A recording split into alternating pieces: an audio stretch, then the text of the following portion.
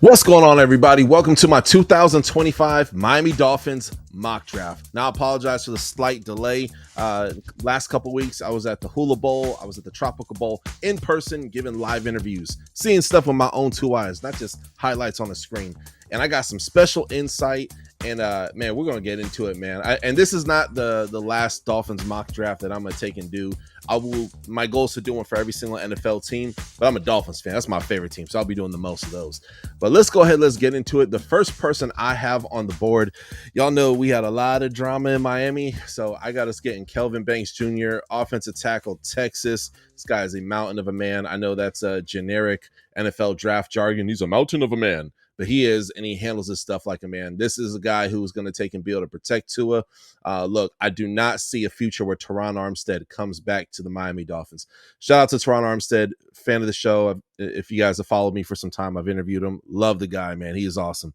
But with all the injuries, I just don't foresee it happening. That's just my personal opinion, but rooting for him nonetheless. The next pick that I have is potentially the best linebacker in this whole draft.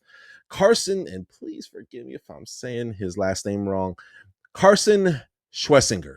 Okay, I think I got that right. Y'all, check this out. 90 solo tackles. In my opinion, and this is just my personal opinion, he is so under the radar, it is criminal. It is criminal. Now, my gut is like, hey, okay, go get another offensive lineman. And yes, we're going to cover that because this draft is very deep in the trenches, and in a few other positions. We'll get to that in a moment. But man, Carson, if he's there, y'all, look, he is worthy of a first round pick. And if he's there at 48, I'll be dang if we do not take and get him. He has potential to be the next Andrew Van Ginkel or better. Okay, if you look at Andrew Van Ginkel's college tape and Carson's tape, Carson got the better tape, y'all. He got the better tape. So I'm going to say Carson. I love that linebacker. We need help at that position. This is not a pretty mock draft, but just hang tight with me towards the end so I can at least give an elaboration of why I chose the people that I chose. Next person I got, Joshua Gray. He play up and down the offense line, guard, center, tackle. This guy is very light on his feet. He is he does everything, a lot of the little things right. And he was one of those guys who's always been able to be relied on that O-line. He is literally one of the best offensive linemen in the draft. That being said, once the combine happens and stuff, look, this is a mock draft, so they're not taking everything into consideration. There's a huge chance he'll be gone like mid-second round. He is a mid-second round pick, but if he is there, I would definitely snag Josh Gray. There's a few other guards I really like a lot as well in this position. The next person I got is Nick Nash. Nick Nash got 16 touchdowns, 1,382 yards coming out of San Jose State. Okay. A wide receiver has to be a priority in this year's draft, not to the priority that O-line has to be or D tackle, but Tyreek Hill, at best, we're going to have him for one more year. At best, okay? I don't see it. He just seems unhappy. He made this snarky freaking comment, and he didn't play all that. I understand Tua had some issues. More than enough. Issues are an understatement with Tua, man. I love the guy, but that's another. If you follow the show, you already know my opinion on him. But Tyreek Hill didn't do his part too. He dropped a lot of passes. He's been dropping passes, actually. And he'll make up for it, too. He's an explosive player, but he just didn't seem motivated. He has so much off-the-field issues going on. So, yeah, just immensely frustrated with Mr. Tyreek Hill. Very, very, very, very frustrated. Next person I want to take and talk about that I have here in this mock draft. And again, comment below. Let me know your thoughts. Hit that subscribe button. Is going to take and be Ricky Barber. Ricky Barber is a friend of the show. I had the pleasure of interviewing him at the Hula Bowl. This is a guy who could have potentially went last year, maybe around the third or fourth round. He decided to invest in himself. He had statistically, he had a very similar year. But this is a guy, he takes on double blockers. He is a mauler. This guy is a true defensive tackle. Sometimes we have edge rushers who could play D tackle, and that's all good and well. But this guy is a true D tackle. Very, very good player. He gets a lot of pressures as well, too. I'm a huge Ricky Barber fan. And if you live in Orlando, Florida, or you are in Central Florida, Ricky Barber, man, is the man around here. Next person is Xavier Carlton. Again, also fan of the show. We actually did about a 20-minute interview. So that one was, I didn't get a chance to interview him at the Hula Bowl, but he had 2 sacks at the Hula Bowl, whereas Ricky had 1. who here remembers Julius Peppers? Y'all remember Julius Peppers? Comment below. This guy could potentially be the next coming of Julius Peppers. Xavier Carlton, y'all, check this out, man. He had 9 sacks last football season. This dude is constantly in the backfield, man. And just for him to go out there against top competition, if you're not familiar with the Hula Bowl, a lot of those guys will be in the league. And he just balled out.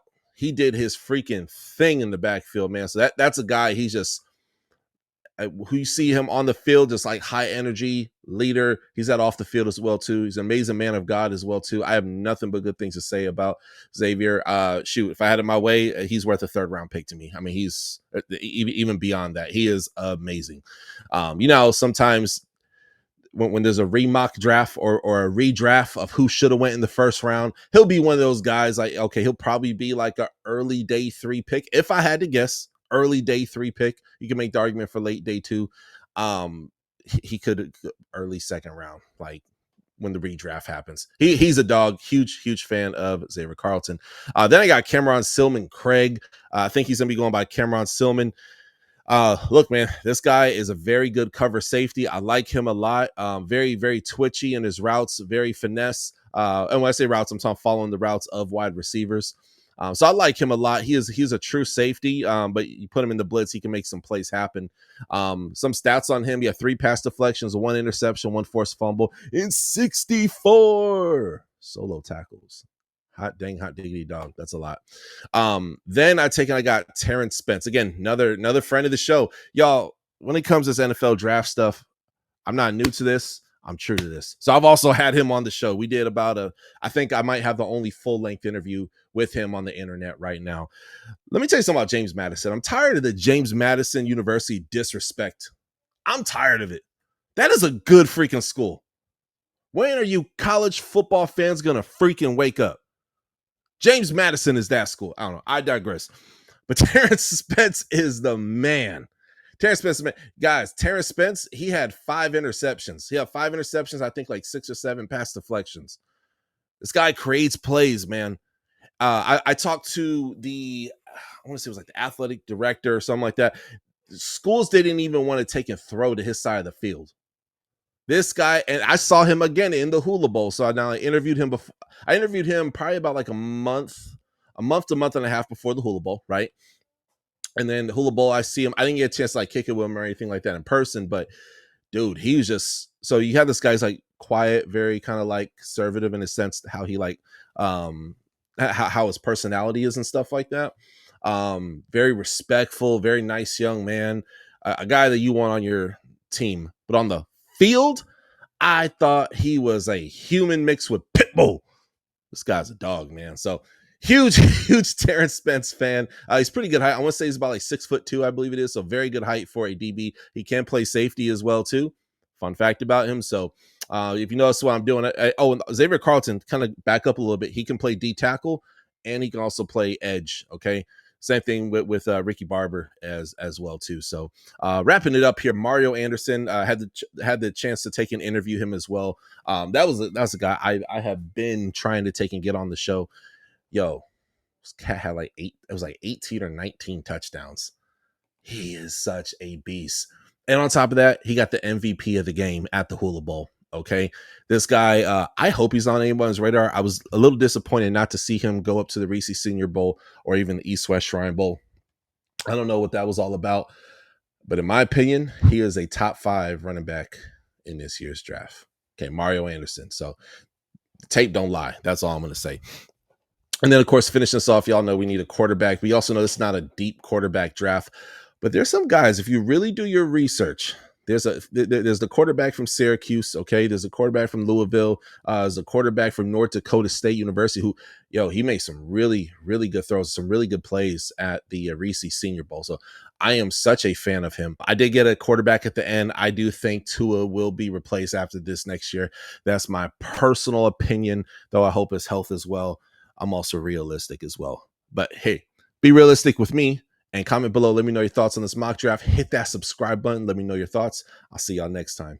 Thank you for watching another episode of The Touchdown with Doug Smith, where we have exclusive NFL content and exclusive NFL interviews. Be sure to hit that like and that subscribe button. Follow us on social media. See you on the next one.